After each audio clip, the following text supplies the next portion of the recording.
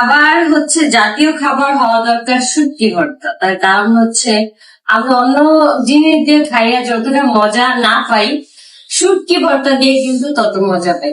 তো বাঙালির উচিত যে জাতীয় খাবার শুটকি ভর্তা। মাছ ভাত বাঙালির এই শুটকিকে জাতীয় খাবার করা উচিত, এটা এখন বর্তমানে আখির দাবি। কারণ কম বেশি সকলেরই পছন্দের খাবার আখি। মধ্যবিত্ত আর গরিব তাদের কথা তো বাদই দিলাম, কারণ শুটকি বড়লোক সহ মধ্যবিত্ত গরিব সকল শ্রেণীর মানুষেরই অনেক বেশি পছন্দের একটা খাবার। ঠিক আখি এই কথাগুলো এবার তার ভিডিওর মাধ্যমে জানালো যে তার পছন্দের খাবার শুটকি এবং সে চায় জাতীয় খাবার যেন শুটকি হোক। তো ভিউয়ার্স, আখি কিন্তু বেশ তৃপ্তি সহকারে শুটকি দিয়ে ভাত খাচ্ছে এবং সেই মুহূর্তে সুন্দর একটা ভিডিও শেয়ার করলো।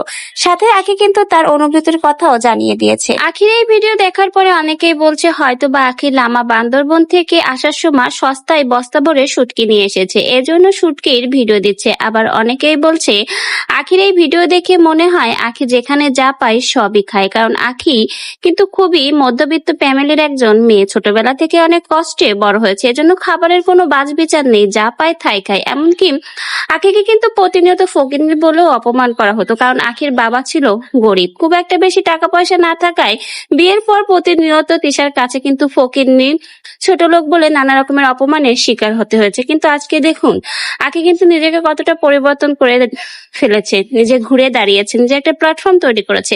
এখন হয়তো আখিকে কেউ একটা কথা বলার আগেও দুবার ভেবে দেখবে।